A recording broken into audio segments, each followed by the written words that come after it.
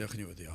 Diolch yn i ti o Dduw am y fraint o cael dod ger dy fron unwaith eto ac yn cyflwyno ein hoedfa i'th ofal di, teir dim plith, tywallt dy ysbryd arnom, i ni gofyn hyn o trwy enw ac heddiant ein harglwydd Iesu Grist. Amen.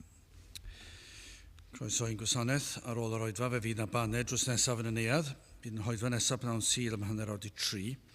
Nos iau yma sy'n dod, fe fydd na gwrgweddi, ein gwrgweddi misol, sef Hydref 19, am hanner awr 7 yn y neuadd. Wrth i ni gymryd y casgliad gan i tra'r ein heistedd Emynau Capel y Rhath, glân gerubiaid a seraffiaid, ferdd o gylch yr orsedd fri. Emynau Capel y Rhath.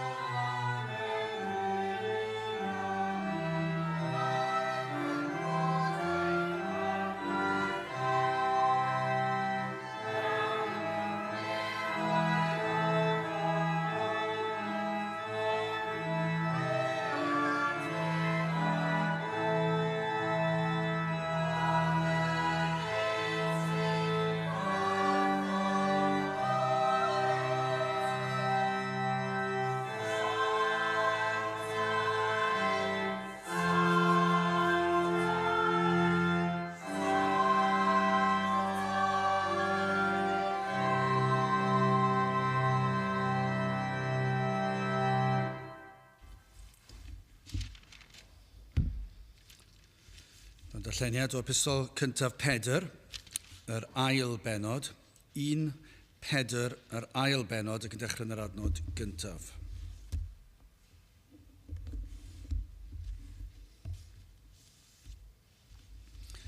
Wedi rhoi heibio gan hynny bob dregioni a phob twyll a rhagryth a chenfigen a phob gogan air, fel rhai bycha newydd enni, chwynachwch ddidwyll laeth y gair fel y cynyddwch trwyddo ef, os profaswch fod yr arglwydd yn dirion, at yr hwn yr ydych yn dyfod megis at fain bywiol a wrthodwyd gan ddynion, eithir etholedig gan ddiw a gwerthfawr, a chwythau megis meini bywiol ydych wedi'ch adeiladu yn di-ysbrydol, yn offeriadaeth sanctaidd, i offrymu a berthau ysbrydol cymeradwy gan ddiw trwy Iesu Grist.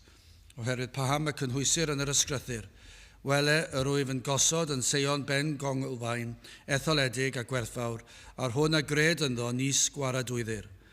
I chwi gan hynny, Y rhai ydych yn credu y mae'n urddas eithir i'r anifuddion y mae'n a wrthododd yr adeiladwyr, hwnnw a wnaed yn ben y gongl, ac yn fain tramgwydd, ac yn graig rhwystyr, i'r rhai sydd yn tramgwyddo wrth y gair, gan fod yn anifydd i'r hwn beth yr ordeiniwyd hwynt hefyd. Eithir chwychwi ydych rywogaeth etholedig brenhinol offeriadaeth, cenedl sanctaidd, pobl briodol I ddiw, fel y mynegoch rinweddau'r hwn a'ch galwodd allan o dywyllwch i'w ryfeddol o leini ef. Y rhai gynt nid oedd eich bobl, ond yn awr ydych bobl I ddiw. Y rhai ni chawsech drigaredd, ond yr awr hon a gawsoch drigaredd. Bydd y bendit Duw ar ei air sanctaidd ef. Gyda'ch ni nawr droi at ein harglwydd mewn gweddi. Diolch yn y tîn, waith eto Dduw am y fraint o cael dod ger dyfron ac yn dod trwy enw a trwy heiddiannau dy fab a'n gwaredwr yr arglwydd Iesu Grist. I ni yn diolch I ti bod y ffordd wedi hagor, dy fod wedi anfon dy fab. Drost canrifoedd wedi addo y byddai dy fab yn dod ac I ni yn diolch o Dduw iddo ddod yn ifydd, yn union fel y dywedwyd y byddai'n dod. Ac I ni yn llawenhau iddo lwyddo yn y dasg yr anfonwyd I wneud. Iddo dalu'r pris am ein hiachawdwriaeth ni, ac felly trwy'r hyn oll a wnaeth ni yn gallu dod wrth flaen fel dy blant, ac yn gallu dy alw yn dad nefol, ac I ni yn diolch o Dduw, ein bod yn gallu troi at y ti yn ddyddiol trwy gydol y dydd, ym mhob achlysur, I ni'n gallu dyrchafu'n llygaid tuag at y mynyddoedd, gan ein bod yn gwybod mai o'r fan honno y daw ein cymorth, o honno ti y daw ein cymorth, ein help, ein nerth ar gyfer bob cam o'r daith. Ac felly o Dduw I ni yn gofyn ti'n helpu ni. I wastad, I troi ein golygon, oddi ar pethau'r byd yma, ac anawsterau'r byd yma, siomedigaethau y byd yma, ac I ni edrych arna ti, ac I bwyso arna ti, fel I ni yn llawenhau, dy fod wedi rhoi yr hodd o ffydd I ni bwyso ar yr arglwydd Iesu Grist, am ein hiachawdwriaeth ni, am achubiaeth, am faddeuant pechodau. Ac felly o Dduw, helpa ni I bwyso'n llwyr arna ti, I ymddiried y byddi di yn ein cadw ni, y tan y bydd ffydd yn diflannu ac yn troi yn olwg. O Dduw, I ni yn gweddio y byddi di'n nerthu ni, I fod beth ddylsyn ni fod. Ni'n cyffesu o Dduw pa mor anodd yw I ni yn ffeindio ein gwendid corfforol, I ni'n ymwybodol o'r frwydr ysbrydol yn erbyn yr un drwg, ac yna'r temptasiynau o gyfeiriad y byd. Ac o Dduw, mor aml I ni yn dadl di lawr, ond I ni yn gofyn ti'n helpu ni, I nerthu ni, I fod beth ddylsyn ni fod yn y byd tywyll yma. Helpa ni fod yn oleini mewn byd o dywyllwch, ac I fod fel halen, fydd yn puro y rhai o'n cwmpas ni. Yn y ffordd I ni'n byw ein bywyd ni, nid trwy falle beirniadu, ond trwy fod yn lan ac yn bir, ac yn raslon ac yn garedig, yn gadarn, gad I ni fod yn bopeth dylsyn ni fod o Dduw. O, I ni yn cyffesu mor bell I ni wedi crwydro. I ni'n cyffesu fod yr eglwys wedi crwydro ymhell o'r safle y dylsyn ni fod. O Dduw, trigar ha wrth ni yma, trigar ha wrth ein gwlad ni. I ni yn gweddio Dduw y cawn weld newid mawr yn ein gwlad ni, yn ein heglwysi ni. Hyd yn oed ymhlith yr rhai sydd yn honni ei bod yn cyhoeddi y gwir ffordd iachawdwriaeth, mor bell I ni wedi troi. Lle nad ydyn ni'n pwyso'n llwyr arna ti, lle nad ydyn ni'n galw arna ti ddod lawr ein plith yn erth yr ysbryd glân. Felly o Dduw, tywallt y lan ysbryd arno. Tyrd lawr ein plith, gad I ni brofi'r awel honno sydd yn dod o'r nef. Gad I ni brofi y dag o satrwydd wrth I ni ganu yr emynau hyfryd yma, wrth I ni ddarllen dy air di, wrth I ni ystyried ffordd iachawdwriaeth. I ni'n gweddio Dduw, bydd na gyfnodau os nad yr holl oedfa, a byddwn ni'n gallu dweud yr oedd y ti yma yn ein plith. Felly o Dduw, diogela yn hamser cadwa yr un drwg I ffwrdd. Arwain ni yn ein haddoliad, I ni'n gofyn hyn oll felly trwy enw ac heiddiant, ein harglwydd Iesu Grist. Amen.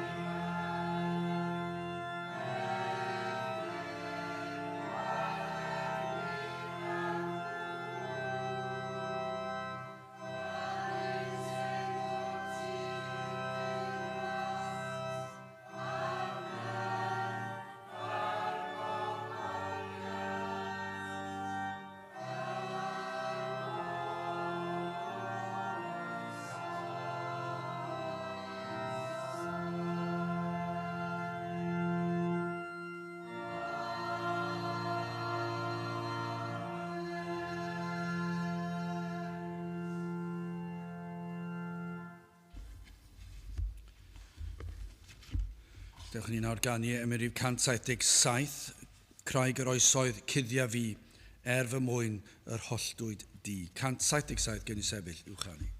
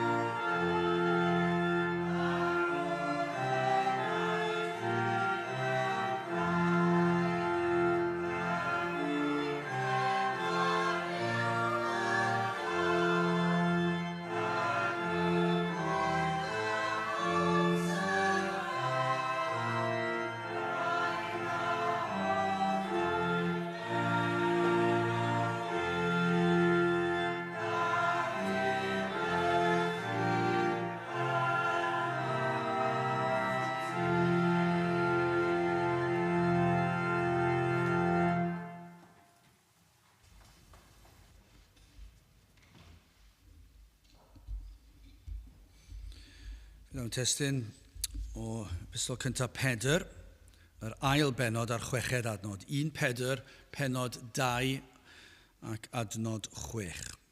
Oherwydd paham y cynhwysir yn yr ysgrythyr. Wele, yr wyf yn gosod yn seion ben congolfaen, etholedig a gwerthfawr, a'r hwn a gred yno nis gwaradwyddir. A dyna chi ddatganiad o sicrwydd o gadernid gan Pedr. Mae yn ein hatgoffa ni fod yn dweud yr hyn mae'r ysgrythyr yn ei ddweud. Dyna i chi gadernid sydd yna. Mae fel ambell waith, dwi'n hoffi o dro i dro, dod a dyfynnu pobl fel J.C. Ryle, neu Spurgeon, neu Dr. Martin Lloyd-Jones, neu pwy bynnag, rhai o'r mawrion, achos pan i chi'n dyfynnu'r pobl yna, i chi'n teimlo yn yr oes hon, yn sicr yn yr oes hon, mae pobl mor dadleigar, hyd yn oed y rhai sy'n profesu fod yn saint. Dyn nhw ddim yn fodlon derbyn, dyn nhw ddim yn fodlon ystyried, mae ganddyn nhw i barn. Ac ambell waith chi'n teimlo mwyn pwysleisio cadernid yr hyn sy'n cael ei ddweud, i chi'n dyfynnu'r mawrion yr eglwys. Y rhai sydd wedi cael ei profi, ni'n byw mewn oes mor wan i bob ymddangosiad i'r eglwys. Ac mor amharchus yw pobl yn y gymdeithas yn gyffredinol. Dyn nhw ddim yn parchu neb. Ac yn sicr yn yr eglwys, dim llawer o'r rhai sy'n proffesu sy'n parchu y pulpud. A falle hyd yn oed pan chi'n coeddi gair Duw, dwi'n ddim yn fodlon derbyn yr hyn sy'n cael ei ddweud. Mae gen i farn. Wrth gwrs, mae yna le farn. Ond i chi am fod yn feiblaidd. Ond mae e mor hyfryd dyfynnu Ryle a Spurgeon a Lloyd Jones a'r hyn i gyd. Ond yna, beth yw'n safle ni, mor aml, a bob tro byddwn ni'n dyfynnu'r dynion hynny, mae nhw yn dyfynnu'r ysgrythyr. A dyna ble mae'r cadernid yn dod. Pan i chi'n dyfynnu'r ysgrythyr. Ac i ni'n mynd ôl at air Duw, a dyna be mae Pedr yn ei wneud. Mae'n atgoffa ni bod be mae'n dweud yw be mae'r Beibl yn ei ddweud, be mae'r Hen Testament yn ei ddweud, beth oedd y proffwydi yn ei ddweud. Mae Pedr yn dyfynnu Eseia 28 adnod 16. Am hynny fel hyn y dywed yr arglwydd Dduw. Nawr, mae e'n dweud, dyma be mae'r ysgrythyr yn dweud, dyma be mae Eseia yn dweud, a mae Eseia yn dweud, dyma be mae Duw yn dweud. Dyna pa mae'n ni'n dweud mae mor gadarn yn diwedd. Am hynny fel hyn y dywed yr arglwydd Dduw, wele fi yn sylfeini maen yn Sion, maen profedig, congolfaen gwerthfawr, sylfaen safadwy, ni frysio yr hwn a gredo. Mae Paul yn dyfynnu'r un peth hefyd. Mae'n pwysleisio ystyr y peth yn Rhufeiniau 10 adnod 11. O blegyd y mae'r ysgrythyr yn dywedyd, mae e'n dyfynnu'r ysgrythyr, pwy bynnag sydd yn credu yn o ef, ni chywilyddir. Sef beth yw ystyr be mae Esea'n dweud, ond mae'n dyfynnu fe yn bendant yn Rhufeiniau 9:33, megis y mae'n ysgrifenedig yn yr Hen Testament, wele fi yn gosod yn Sion faen tramgwydd a chrau crwystyr, a phob un a gredo ynddo ni chywilyddir. Ac felly, mae Pedr, ac mae Paul, ac mae Eseia yn dweud be mae Duw yn dweud, ac mae'r safle mor gadarn, mor sicr ydynt o safle'r Cristion. Does dim lle i gwestiynu. Does dim lle i amau safle'r Cristion yng Nghrist. Mewn byd sy'n llawn atgasedd a dirmig tuag at yr Efengyl. Mewn byd crefyddol hyd yn oed, Cristnogol, sydd mor ddryslyd. Ac mae'n dychryn chi ambell waith, pan chi'n gweld hyd yn oed yr eglwys diwygiedig sydd yn honni rhywbeth. Mae yna gymaint o ddryswch. Ac mae'n ymddangos fel mae yna gymaint o droi cefn ar air Duw a rhyw ddehongliadau rhyfedd yn dod, a dyn nhw ddim yn edrych ar gair Duw fel ag y mae e. Yn gallu neu chi teimlo yn ddigalon ambell waith. Ond mae rhaid o'n ôl at yr ysgrythyr. Ac mewn byd o'r fath atgasedd a'r dirmig, tuag at yr Efengyl, mor bwysig yw cofio ein safle. Safle o gadernid o'r mwyaf. Does dim safle mwy cadarn na safle'r Cristion. Mae e mor gadarn. Mae e mor sicr. Mae Pedr yn benderfynol o ddweud wrthych chi, peidiwch â fod â chywilydd. Peidiwch â bod yn simsanu. Peidiwch â gofni. Peidiwch gadael i neb i'ch tynnu chi lawr. Peidiwch gadael neb i'ch siglo chi. Peidiwch gadael i'r un drwg eich siglo chi. Be mae'n dweud fel mae Pedr yn dweud, fel mae Paul yn dweud, fel mae Eseia yn dweud, mae'n safle ni mor gadarn. Ac mae am i'r saint i sylwi hynny. Wel, yn gyntaf felly, hoffwn ni edrych ar sylfeini'r Cristion, yn anail cred y Cristion, ac yn olaf yn drydydd cadernid y Cristion. Sylfeini'r Cristion, adnod 6, oherwydd paham y cynhwysir yn yr ysgrythyr. Wele, yr wyf yn gosod yn Sion ben congolfaen, etholedig a gwerthfawr, ar hwn a gred ynddo nis gwaradwyddir. O, ni'n clywed yn aml, rhyw glochtar yn dydyn ni, yn dod o bob math o gyfeiriadau. Pobl yn honni pob math o bethau, ond yn aml, a ydynt yn abl i wneud yr hyn maen nhw'n honni. Ni'n clywed pobl yn dweud bod nhw'n addo, bod nhw'n gallu wneud rhywbeth yn sicr. Fallech bod yn amau a oes ganddynt y gallu i wneud yr hyn maen nhw'n honni i wneud, neu hyd yn oed y cryfder neu'r nerth corfforol i wneud yr hyn maen nhw'n honni neu'n addo. Ni'n gweld yn y byd gwleidyddol, ond ydyn ni, siwr o fod fyddwn ni'n agosau ato fe o fewn y misoedd nesaf yma. Mae mor ddigalon meddwl bod ni'n agosau at gyfnod felly. Ond bydd ar ein eitemau newyddion ni, fydd yr addewidion di-ri yma. A fi pobl yn addo, pob math o bethau, gyda chi meddwl, o ble maen nhw'n mynd i cael yr arian?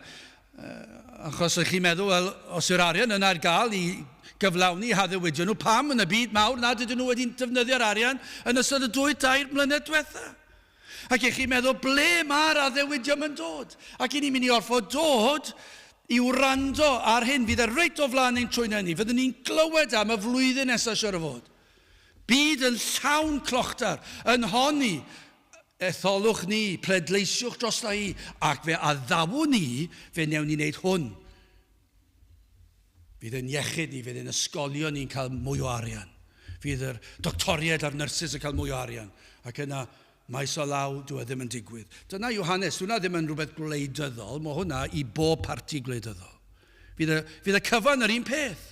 Dyna yw'r byd, dyna natur y byd. Ni'n ei weld o'n blaenau ni ac yn gorfod gwrando ar y newyddion, ond chi'n ei weld ym mhob maes arall hefyd. Chi'n gweld pan chi'n siarad â pobl sy'n yn honni pethau. O diwedd y gan yw methiant, gan amla. Dim bob tro, ond gan amla. Ond ni'n honni rhywbeth eitha difrifol fan hyn.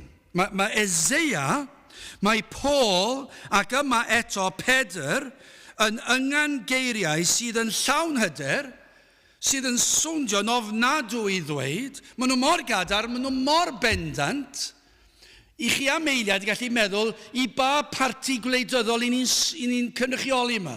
Achos ni'n gallu dod lan a dweud, i ni'n dweud yn bendant i chi, dyma beth sy'n mynd i ddigwydd. Ni'n swnio fel gwleidyddion. Gyda rhyw clochtar gwag. Ond eto gyd, ni dal i fyny dweud hyn. Ni dal i fyny dweud rhywbeth sydd mor bendant. A'r hyn i ni'n dweud, dyma beth mae Paul yn dweud, dyma beth mae Eseia yn dweud, dyma beth mae Pedr yn dweud, a dyna beth o Duw wedi dweud wrth nhw i'w ddweud, yw hyn, ar hwn a gredo ynddo, sef Iesu Grist, nes gwaradwyddir. Fydden nhw ddim yn cael eu gwaradwyddo. Fi ddim cywilydd, fi ddim siom, fi ddim drysu, fi ddim siglo, fi ddim simsanu. Mor gadarn, fydd e ddim yn digwydd, dyw e ddim yn bosib digwydd. Mae'ch safle chi mor gadarn, hyd yn oed ar lefel, os chi'n teimlo fel tu fewn i chi'n ambell waith, o ran eich safle chi, does dim siglo, does dim newid. Mae e mor bendant. Ac fe fydd yn bendant hyd tragwyddoldeb. Fe fydd yn bendant fori i'r Cristion sy'n pwyso'r Grist. Fydd yn bendant wythnos nesaf. Hyd nos i'n teimlo fe neu byd, ond ni'n sôn am hynna, ein teimladau ni. Ni'n sôn am ein teimladau ni. Os wir yn Cristion, mae'n safle ni mor gadarn. Ac os fyddwn ni byw mewn blwyddyn, 10 mlynedd, 20 mlynedd, fydd yr un mor gadarn. Ac wrth i ni gamu i dragwyddoldeb, fydd yn gadarn. Yn iddo farn, fydd yn gadarn. Achos mae'n dweud wrthyn ni. Mae Paul wedi dweud bod Duw wedi rhoi y gair iddo fe ddweud. Mae Eseia wedi dweud bod Duw wedi rhoi y gair iddo fe. Mae Paul yn dyfynnu Eseia o dan arweiniad yr Ysbryd Glân. Mae Pedr o dan arweiniad yr Ysbryd Glân yn dweud be mae Paul yn dweud, be mae Eseia yn dweud, be maen nhw'n dweud, nes gwaradwyddir chwi. A sail beth maen nhw'n dweud y fath beth. Ar sail beth i chi'n gallu honni fod y Cristion mor gadarn. Edrychwch arno ni ddim yn edrych yn gadarn iawn, nag un. I ni'n edrych yn reit wan. Ac ambell waith yn teimlo'n wan. Ond ar sail beth i ni'n gallu dweud, i ni mor bell o hynny, i ni mor gadarn ar sail beth. Wel, yn yr adnod i ni'n gweld, adnod 6. Oherwydd, paham y cynhwysir yn yr ysgrythur, oherwydd yn gyntaf mae gair Duw yn dweud, wele, yr wyf yn gosod yn Seion ben conglfaen, etholedig a gwerthfawr. Ar hwn a gred ynddo, nes gwaradwyddir. Mae Pedr, fel Paul ac Eseia, maen nhw'n dweud, nes gwaradwyddir. Ar sail, yr un maent yn ei ddisgrifio fel y pen conglfaen etholedig, sef Iesu Grist y Meseia. Dyna pam. Mae'n dod nôl i hwn. Ar sail Iesu Grist, dyma pam yn safle ni mor gadarn. Mae sylfeini'r ffydd y Cristion ar Iesu Grist.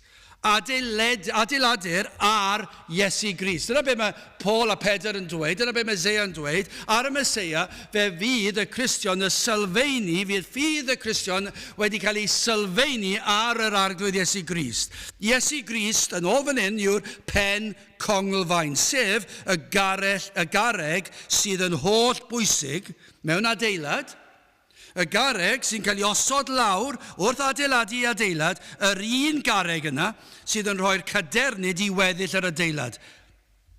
Ac heb hon, sydledig llwyr byddai'r adeilad. Mae yna ben congolfaen sydd mor bwysig i adeilad.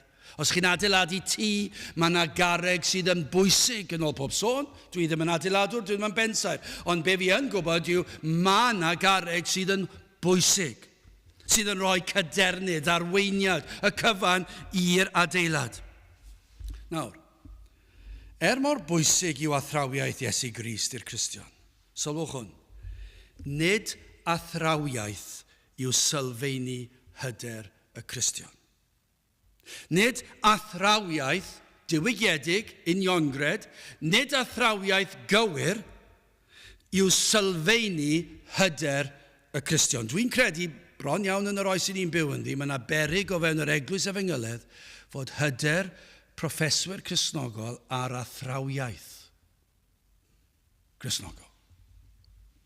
A falle dyna rhan o'r broblem. Oedden anghywir i ddweud bod athrawiaeth yn bwysig ac yn rhoi cadernid? Nag yw, mae yn bwysig, mae yn gadarn, mae yn rhoi cadernid, ond nid ar yr athrawiaeth y sylfeini ffydd y Cristion. Iesu Grist yw gwrthrych ein ffydd ac yw yr rheswm fod na cadernid. Nid yr athrawiaeth o gwmpas nid beth dysgodd Iesu Grist ar y bregeth ar y mynydd, nid yr holl athrawiaeth. Iesu Grist yw yr un. Fe yw'r garreg sydd yn bwysig. Arno fe i ni'n pwyso. Dyna beth mae Spurgeon yn dyfynnu adnod sy'n helpu ni ddeall. Na i ddarllen yr adnod mae Spurgeon yn dyfynnu, wedyn na i gam ddarllen. Dyma'r adnod, 2 Timotheus 1 adnod 12. Am ba achos yr ydwyf hefyd yn dioddef y pethau hyn, ond nid oes arnaf gywilydd. Mae'n cyffwrdd ar beth ni'n dweud fan hyn. Does dim cywilydd, nes gwaradwyddur. Does dim siom, dim cael ein drysu. Ond nid oes arnaf gywilydd canis mi a wn i bwy o credais, ac y mae yn ddiamau gennyf ei fod yn abal i gadw'r hyn a roddais ato erbyn y dydd hwnnw. Nawr, dyna'r adnod cywir. Ond, mae Spurgeon yn dweud, nad yw yr adnod yn darllen fan hyn. Canis mi a wn i beth y credais. Dwi ddim yn dweud na. Dwi ddim yn dweud mi a wn i beth y credais, fod hwnna'n wir. Mae hwnna'n wir. Dwi ddim yn anghywir. Dwi ddim allan o'i le. Ond nid yna be mae'n dweud. Nid i beth y credais, ond canis mi a wn i bwy y credais. A petawn ni'n deall hwn, efallai na fyddwn ni'n gweld yr holl ddryswch sydd o fewn yr eglwys Cristnogol heddi. Heb sôn am y byd. Petawn ni'n dod nôl at hwn,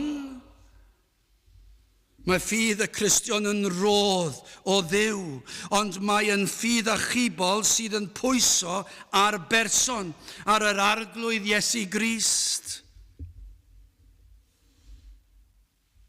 Mae yna lawer yn does yn adeiladu ar sylfeini symson iawn. Y darlun cyfarwydd yw yr adeiladu ar dywod.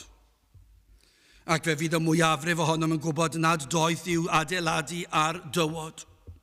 Beth yw diwedd y gan ar dywod yw suddo, syrthio fydd y canlyniad. Mae rai yn gosod ei ffydd ar grefydd ond does na. Dyna'r sylfeini, maen nhw'n rhoi popeth ar grefydd. Maen nhw'n mynd i'r capel. Maen nhw'n mynd i'r cymanfa ganu. Maen nhw'n helpu elusennau. Maen nhw'n helpu'r tlawd. Maen nhw'n meddwl ac yn siarad am y tristwch. Sy'n mynd yn bod ar wneud dim un o'r pethau yna. Ond dyna be maen nhw'n pwyso arno. Dyna i crefydd nhw. A dowcha fe i'r ffydd Cristnogol, Efengylledd, diwygiedig. Mae mor hawdd syrthio i'r un trap a'r rhai sydd yn gryfyddol yn ein capeli ni yng Nghymru. Ni'n gallu gwneud yr un peth, i ni wedi cael ein magu ar aelwyd Gristnogol, i ni'n dod i'r capel, i ni'n gwybod bod yn iawn i cael oedfa efengylu, i ni'n gwybod bod eisiau rhoi tracti ambell i berson, ac i ni'n rhoi iddyn nhw, ac i ni'n dadled iddyn nhw. Mae Duw wedi creu y byd, i ni'n dweud wrthyn nhw, ac i ni'n dadled y pobl sydd ddim yn credu bod Duw wedi creu y byd, ac i ni'n gweld mae mor bwysig i ni ddadlau'r athrawiaeth bod Duw wedi creu y byd mewn 6 diwrnod, ac nad ydyn ni'n dod o fwnciod a bod yna ffrwydiad mawr wedi digwydd ac ar hap y damwain mae byd fel hyn wedi digwydd. Ac i ni'n mynd trwy'r broses, dyma beth mae'r Beibl yn credu. A rhaid i dweud y pethau yna'n anghywir. Nag ydyw. Ond mae'n hawdd pwyso ar y ffaith ein bod ni'n dadlau yr athrawiaeth gywir, ein crefydd ni. Mae'r bwysig i dod i gapel ar y Sul. Mae hyd yn oed cadw'r Sabath yn gallu fod yn weithred. Mae'n bwysig cadw'r Sabath. Dyw'r Sabath ddim yn cael ei chadw. Byddwn ni'n dweud siwr o fod, dwi ddim yn gwybod beth yw'r ystadegyn, ond byddwn ni'n siwr o fod yn rhoi y lan yn y 95% o'r rhai sy'n proffesu. Ac i ni'n gofyn pam i ni o dan farn, allech chi ddweud. Drychwch ar ein gwlad ni. Hyd yn o'r rhai sy'n proffesu. Ond ni'n gallu cadw'r Sabath ac yn gallu pwyso ar cadw'r Sabath, yn dydyn? Ni'n gallu pwyso fy mod i'n dod, dwi'n credu'n gryf mewn gwisgo'n addas ac yn bwrpasol i gapel. Ac i ni, ni'n gwisgo Cris a Tei, a sy'n dwi'n credu fod yn bwysig, ac os rwy'n eisiau dod i cwestiynau'r peth, fe na i drafod gyda nhw faint bynnag maen nhw eisiau. Dwi'n credu fod yn bwysig, ond dwi ddim yn mynd i'r nefoedd ar sail mewn mod i'n dod i gapel 3 gwaith ar y Sul yn gwisgo siwt. Dwi ddim yn pwyso ar yr athrawiaeth fod yn bwysig fod wedyn edrych yn wahanol ar y Sul. Mae yn bwysig, dwi'n credu, ond nid yna beth sy'n gwneud Cristion. Dwi ddim yn credu mewn yfed, dwi'n sicr ddim yn credu mewn yfed. Ac unrhyw un yn y ffydd Gristnogol sydd yn honni fod yn dderbyniol, croeso i chi ddod i cael sgwrs. Dwi ddim yn gallu weld ond dwi ddim yn dweud hyn. Dwi'n mynd i'r nefoedd ar y sail y ffaith, dwi ddim yn yfed. Diod feddwl, neu smygu, neu beth bynnag yw e. Ond mae'r pethau yna'n bwysig. Y peryg yw bod ni'n adeiladu ein ffydd ni, bod yr sylfeini a'r grefydd, a'r weithredoedd allanol, hyd yn oed bod nhw'n weithredoedd efengylaidd. Ni'n gweld, ond ydyn ni yn y byd, y mwyafrif wrth gwrs yn adeiladu ar grefyddau ffals. Ni'n gweld crefyddau'r byd, crefyddau'r ffals. Maen nhw'n pwyso ac yn gobeithio fod eu gwisgoedd nhw ar ogldarthau nhw, bod eu pererindodau nhw, a'r holl bethau maen nhw'n neud o fewn eu crefydd nhw, a'r holl bethau yna, bod hwnna mynd i blesio eu Duw nhw. Ac mae yna rhyw ddyn wedi dod i fyny gyda'r crefydd.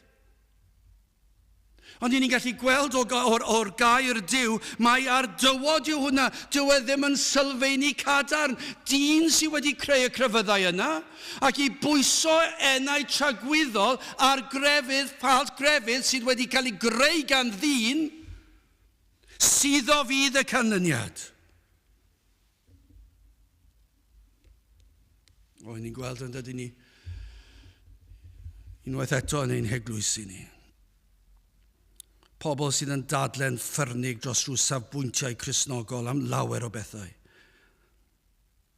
Ar addysg, ar iechyd, ar wleidyddiaeth. Trefn eglwysig.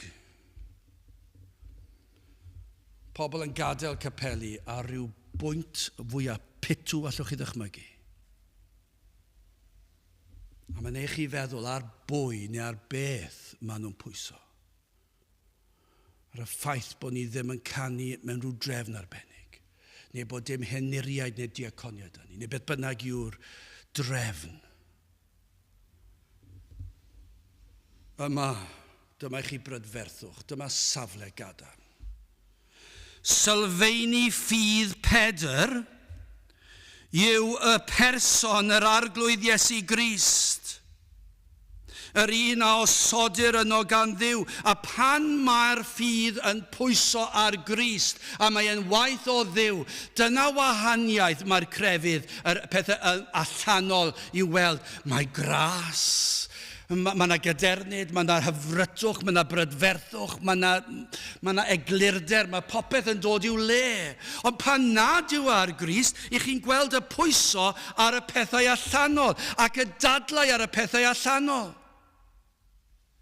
Mae'r eglwys yn arbenigwyr ar rwygo a dadlau ar pethau sydd yn eilradd ac yn dweud mor bwysig yw hwn, fedra i ddim meddwl mynd i gapel sy'n neud hwn, ond y peth pwysig yw'r efengil, a'r efengil yw Crist. Ac yna pa mae hwnna'n iawn, bydd y pethau eraill yn syrthio i'w lle, y pethau pwysig. Beth yw'r pethau pwysig? Gwir athrawiaeth yn dod o Grist. Gwir addoliad sydd yn barchedig ofn. Dim yr addoli gwirion ffals bydol.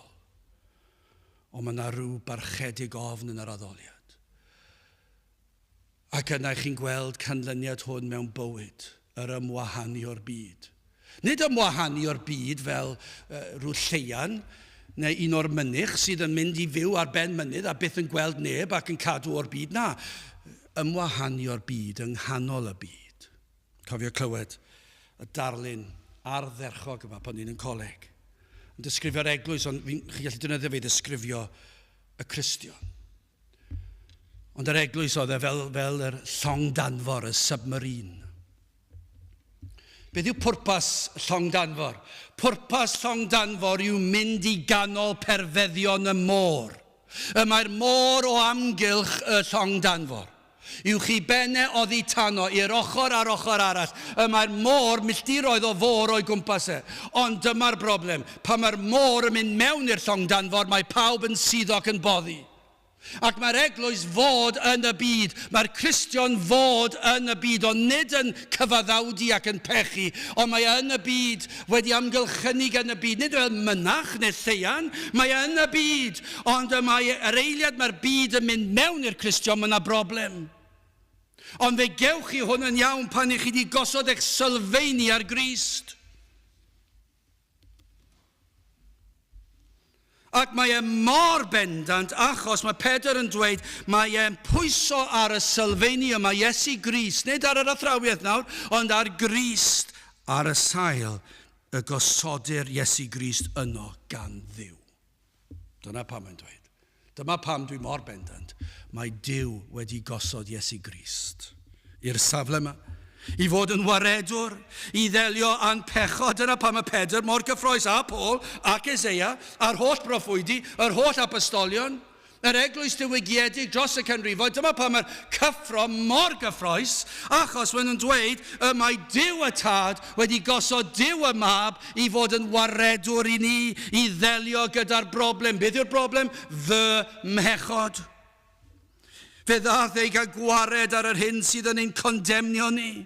O'r cychwyn a ddawodd Duw y byddai'n anfon i fab, a dywedir y byddai'n Genesis yn dod i sathru ar ben y sarf. Mae wedi dweud o'r cychwyn.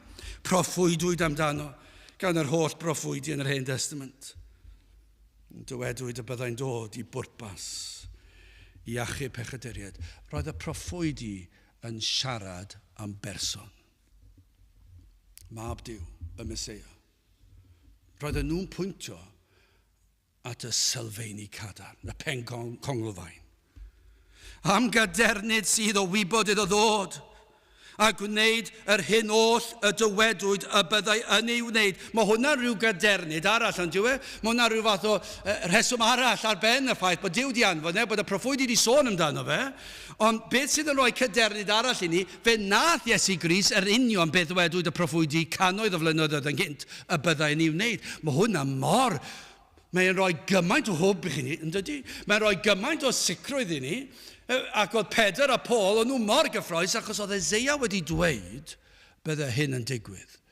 Ac mae Paul a Pedr yn dweud mae wedi digwydd yn union fel y dywedwyd. Ond mae'n reswm ardderchog arall i bwyso ar hwn, Iesu Grist, i fod yn hyderus fod y Sylfeini mor gadarn yw ei ardderchowgrwydd. Dyna reswm arall.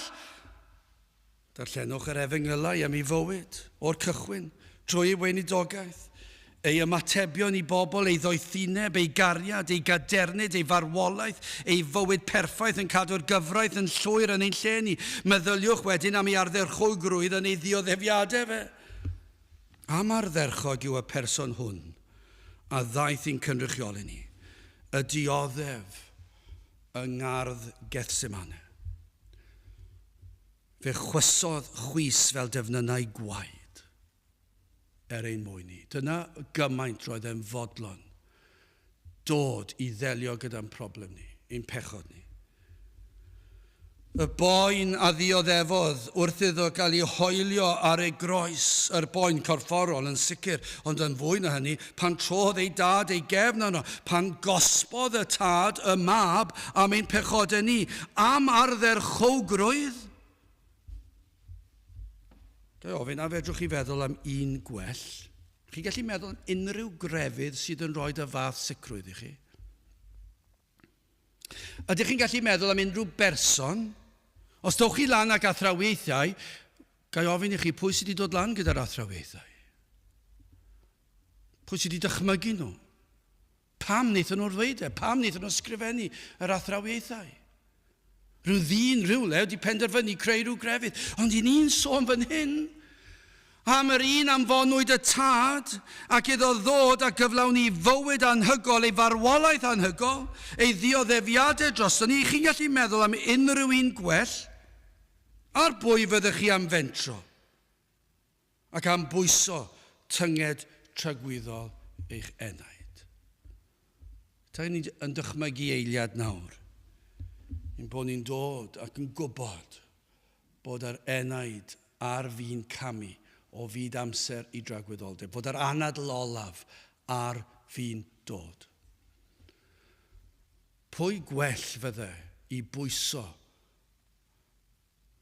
i roed ein holl ymddiriedau yno? Pwy gwell fydde yna'r arglwydd Iesu Grist? Allwch chi feddwl am unrhyw un gwell?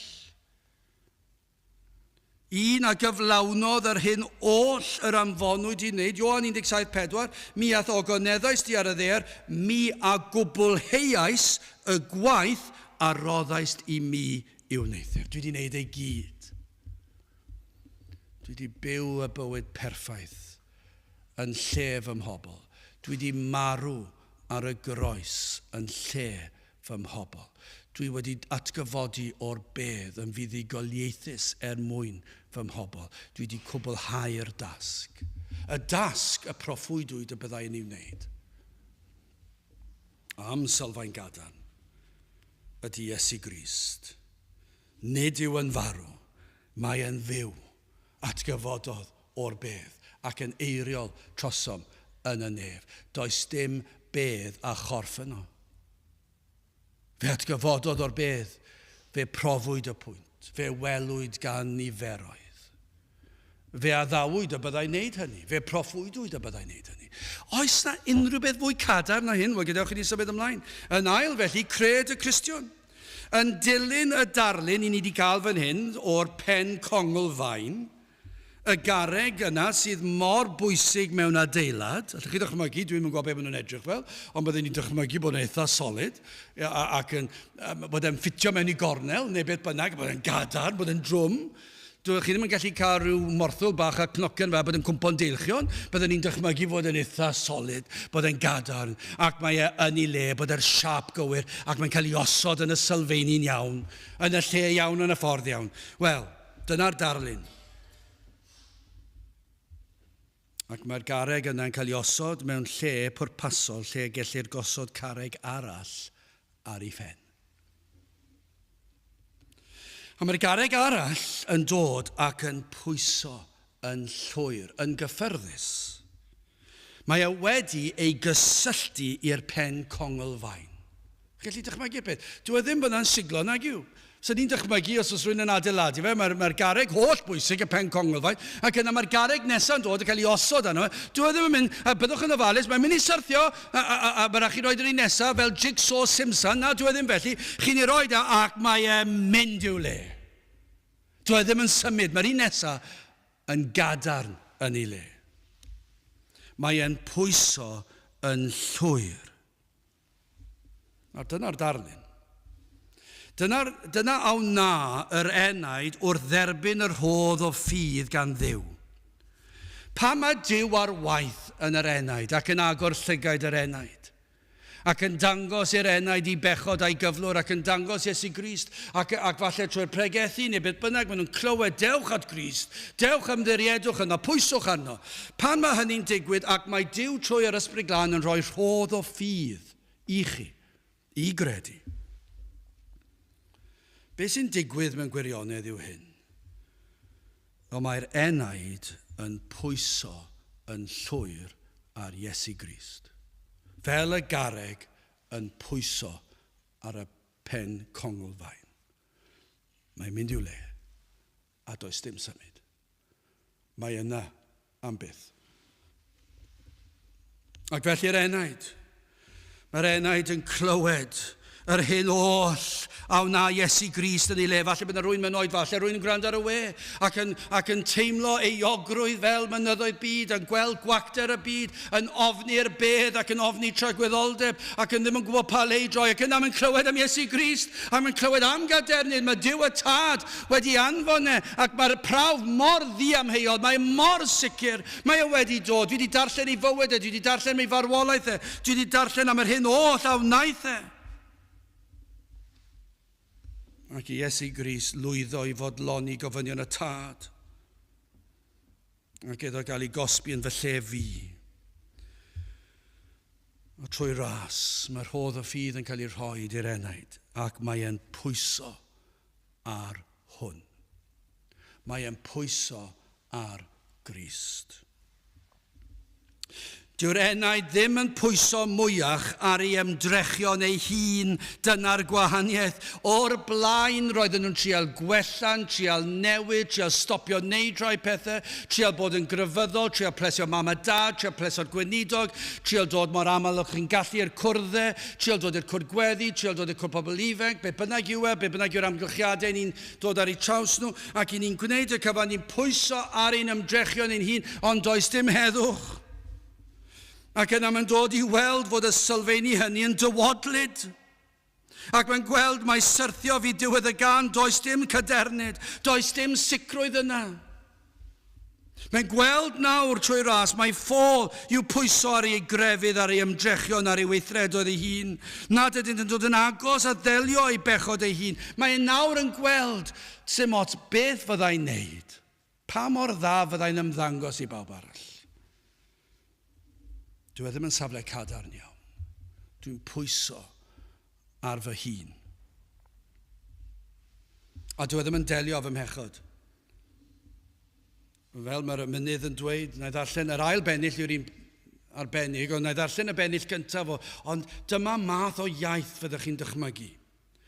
O am gael ffydd I edrych, gyda'r angylion fri, I drefn yr iachawdwriaeth, dirgelwch yn ddisi, dwy natur, mae'n edrych ar y person yma, dwy natur mewn un person, yn anwahanol mwy, mewn pirdeb, heb gymysgu yn ei perfeithrwydd hwy. Mae'n clywed am hwn, am y person yma sydd yn dduw ac yn ddyn. Ac mae'n gweld mae'r ateb I gyd yn hwn. Mae yna rhywbeth am hwn, mae'n gweld mae yna obaith yma. Nawr, mae'n mynd ymlaen yr ail bennill, o fenaid, gwel a ddasrwydd y person rhyfedd hwn. Dyfywyd mentra arno ac arno rho dybwn. Mae'n ddyn I gyd ymdeimlo a holl wendidau gyd.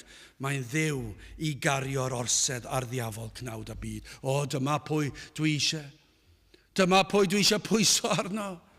Y mae hwn yn un fedrai fentro arno, fedrai bwyso arno, dwi'n mynd I roi fo holl bwyso arno, dwi'n mynd I ddod fel y garreg ar y pen congolfaen, dwi'n mynd I bwyso ar hwn, achos mae hwn yn mynd I goncro, mae wedi concro. O daw yr enaid yma droed y groes. Cyfalle trwy bregethu neu darllen gair Duw neu gwrando ar y we neu beth bynnag. Maen nhw'n clywed am y groes ac maen nhw'n gwybod dyna le sy'n rhaid fi fod. Rhaid I fi ddod at droed y groes. Ac yna mae'n dyrchafu lyged. A be mae'n gweld? Mae'n gweld addasrwydd hwn. Mae'n gweld pa mor addas yw hwn. Mae'n gweld pa mor bwrpasol yw hwn. Mae'n gweld mai hwn yw'r ateb. Nad oes gwell. Fel mae Pantycelyn yn dweud, ymhlith a fi neu yntau ddaw. Does debyg iddo fe. Mae Pantycelyn di deall o. Ymhlith a fi neu yntau ddaw. Neu allech chi ddweud ymhlith yr holl athrawieithau hyfryd, ardderchog, uniongred. Dwi ddim yn dweud hynny. Mae'n dweud ymhlith a fi neu yntau ddaw does debyg iddo fe. Rhaid iddo fod yn Iesu Grist, yn unig, yn llwyr. Ni all fod wedi rannu, gallwn ni ddim adeiladu a phwyso ar sylfeini o Iesu Grist. A ni. Ond nid dyna'r peryg, bod ni'n pwyso ar Grist a ni. O, dyna chi Simpson. Byddwn ni ddim yn mynd i adeilad, mae rhywun di adeiladu adeilad fawr allan o gerrig ac wedi roed hanner carreg ar y pen Congolfaen, a'r hanner arall ar dywod. Achos rhywbryd, mae yna broblem yn mynd i fod. Mae yna grac ac mae yna ddamwain yn mynd i ddigwydd. A dyna'r peryg. Mae yna lawer yn pwyso ar y syniad falle'r athrawiaeth o Grist ac yn pwyso ar ei gweithredoedd ei hun ac mae e'n Simpson ond beth i ni'n gweld fan hyn, pwyswch yn llwyr arno ef am bob peth, pwyswch ar Grist am beth, am faddeuant. Pidwch a mynd unrhyw le arall, ewch at Grist am faddeuant, pwyswch ar Grist am olchiad, os chi eisiau cael eich golchi'n lan yn wynach na'r eira, ble chi'n mynd, trowch at Grist i olchi chi'n lan, os chi eisiau heddwch a Duw, i ble ewch chi, ewch at Grist, pwyswch arno ef am dragwyddoldeb, am bob peth, pwyswch ar Grist. Wel yn olaf yn drydydd, cadernid y Cristion. Oherwydd paham y cynhwysir yn yr ysgrythyr. Wele yr wyf yn gosod yn Seion ben Congolfaen, etholedig a gwerthfawr, ar hwnna gred ynddo, nis gwara dwyddir. Efallai bod y rai yn gwrando sydd yn pendroni, yn meddwl am faterion yr enaid. Efallai chi sydd dal heb ddod at Grist, ystyriwch y geiriau yma eto, ar hwn a gred ynddo nis gwara dwyddir. Nid yw yn bosib i chi gael eich siomi. Unrhyw bryd. Nid yw yn bosib i chi gael eich gadael lawr. Nid oes methiant yn bosib yma. Dyw e ddim yn bosib. Mae Iesu Grist wedi ennill y frwydr yn barod. Mae e'n fuddugoliaethus yn barod. Mae e wedi llwyddo yn y dasg yr anfonwyd ei wneud yn barod. Nid oes posib i ni fod â chywilydd o'n ffydd ar hwn gan iddo ein gadael ni lawr. Dyw e ddim yn bosib neu'n methu ni. Nid yw'r arglwydd yn mynd i'n methu ni. Amhosib. Ni fydd amser nawr, nac yn y dyfodol, ble bydd lle i gwestiynu cadernid ein safle yng Nghrist. Dyw e ddim yn bosib. Unwaith yng Nghrist, wastad yng Nghrist, hyd tragwyddoldeb. Cofiwn hyn pan fydd y byd yn llawn clochtar, yn gwadu gwirioneddau gair Duw. Pan fod y byd yn sôn am yr miliynau, biliynau o flynyddoedd o esblygiad, a mae'r Beibl yn dweud mae mater o chydig o filoedd o flynyddoedd yw e. Ac i ni'n dweud, yma'r byd, mae'n mater o chydig o filoedd, ac i chi'n dweud biliynau. Ac maen nhw'n chwerthin am ein pennau ni. Ond ni'n gwybod fod y Beibl yn iawn. Does dim cwestiwn am y peth. Mae yna. Ni'n gwybod fod gair Duw, does dim un gwyddonydd yn gallu dadbrofi i gair bod Duw wedi creu y byd mewn 6 dydd. Ond pan maen nhw'n dod ac yn ceisio dirmygu ac yn sôn am y ffrwydiad a'r ffurfiwyd y byd, pan maent yn chwerthin am ben y Cristion, yn ddilornus o ffydd y Cristion, bod y Cristion yn dweud ei fod yn pwyso ei enaid ar ddyn a fi byw 2000 o flynyddoedd yn ôl. Maen nhw'n meddwl bod yn hirt. Bod y Cristion yn pwyso enaid tragwyddol ac fod ei holl fywydau yn cael ei arwain ar sail un dyn a fi oedd fyw 2000 o flynyddoedd yn ôl. Yn edrych arno ni'n hirt. Bod ein bywydau ni'n llwyr wedi rheoli gan Grist. Fod bob penderfyniad a wna'r Cristion yn llwyr bwyso ar yr arglwydd Iesu Grist a'i fod ef yn ganolog. Bod y llefydd i ni'n mynd, y mannau ble ni'n byw, y swydd dwi'n ei gymryd, y tai bwyta lle dwi'n mynd i fita, y pethau dwi'n neud yn fy amser hamdden, fy ngwyliau fi, pryd dwi'n mynd ar fy ngwyliau. Y mae Iesu Grist yn ganolog, sut dwi'n gwisgo, be dwi'n gwylio, be dwi'n gwrando arno, sut dwi'n edrych popeth, sut dwi'n siarad, sut dwi'n ymateb, sut dwi'n gyrru'r car, sut dwi'n gweithio yn y swyddfa.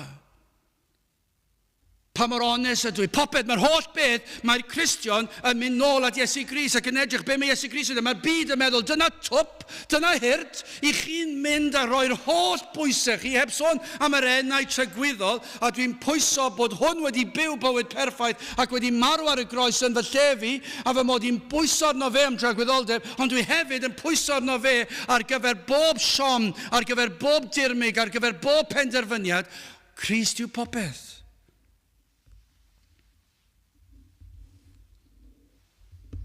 Pan ddaw temptasiynau a siomedigaethau bywyd. Ac efallai'n pryderu y byddwn ni'n simsanu. Yn cofio'n hyn, ein bod yn pwyso ar Sylfeini Cadarn, yr arglwydd Iesu Grist, ac ni fydd e byth yn methu yn ein methu ni. O, bu farw sawl Cristion o ddioddefiadau creulon ac erchyll, sawl Merthyr, yn cael ei croeshoelio neu'n cael ei llosgi, taflu i'r llewod, ond drwy'r cyfan, nid oedd cywilydd ganddynt, ni siomwyd hwy, gan i Grist ei cadw a'i nerthu pan yn gwynebu erchyllderau dioddefiadau creulon. Pan mae'r Cristion yn cael ei siomi yn ei ffrindiau, yn ei deulu neu beth bynnag. Pan mae'n cael ei adael ar ei ben ei hun. Ac fel eglwysi, pan mae'n edrych mor anodd ac i ni'n teimlo mor sigledig efallai. Ond beth sy'n rhaid ni ddod nôl at fan hyn at Iesu Grist? Fe yw'r sylfaen. Ac ni fydd yn troi cefn arno ar ddiwedd amser, pan fyddwn ni'n sefyll o flaen ein creawdwr. Ni fydd angen i ni bryderu pryd hynny'n asimsanu, pan ddaw cyhoeddiadau'r gyfraith am ein pechodau ni. Mae hwnna'n wir, mae'r Cristion, pan fydd y cyhoeddiadau yma, bod fi wedi dweud hwn a dweud y llall, a meddwl hwn a meddwl y llall, a mae e gyd yn wir. Maen nhw'n bethau brwnt a gerchyll a chas a creulon i ni'n euog ohono, ond pan fyddwn ni'n sefyll ger bron Crist, ni fydd simsanu, ni fydd na gywilydd, ni fydd na siom, ni fydd yr arglwydd Iesu Grist yn ein gadael ni lawr. Pam? Gan ei fod e wedi talu'r pris. Mae wedi'n golchi ni'n lam, wedi dweud i chi ynddo fi yng Nghrist unwaith ac am byth i chi'n saff i tragwyddoldeb, ac fe fyddai'n eiriol trostoch chi.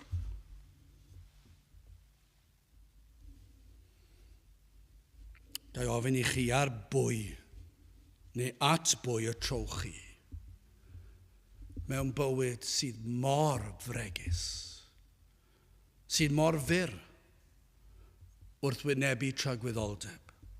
At bwy y trowch chi. A wnewch chi troi at yr eglwys, a wnewch chi troi at wleidyddiaeth, athroniaeth, ffrindiau, teulu, a wnewch chi droi at chwaraeon, at bleser. Does dim un o'n nhw gydag unrhyw gadernid, ond os trowch chi at Grist, i chi ddod ato fel oedd Esea'n dweud, tra gellir ei gael. Gelwch arno, tra ei fod yn agos. Dewch a droed y groes. Pwyswch ar hwn, credwch yn hwn. Dyna be mae Pedr yn dweud. Dyna'n safle o gadernid ni. Mae'r Cristion yn pwyso'n llwyr ar Iesu Grist, oherwydd paham y cynhwysir yn yr ysgrythur. Wele yr wyf yn gosod yn Seion, ben congl fain, etholedig a gwerthfawr. Ar hwn a gred ynddo, nis gwara dwyddir. Gadewch i ni weddio. O Dduw, i ni yn diolch i ti am yr arglwydd Iesu Grist. Ac o, i ni yn gofyn y bydde ti'n arwain yn eidiau a rhoed yr hodd o ffydd iddynt bwyso ar hwn. Ac i ymddiried yn yr arglwydd Iesu Grist, nid mewn crefydd, nid mewn athrawiaeth, nid yn ei gweithredoedd ei hunan, ond i bwyso'r Iesu Grist yn llwyr ac yn unig. Tyrd, gweithiau'n rymus unwaith eto, ni'n gofyn hyn o'r trwy enw ac eiddiant, ein harglwydd Iesu Grist. Amen. Wel, gadewch i ni orffen trwy ganu'r emyn honno, 169, o am gael ffydd i edrych gyda'r angylion fri. 169 gen i sefyll i'w chanu.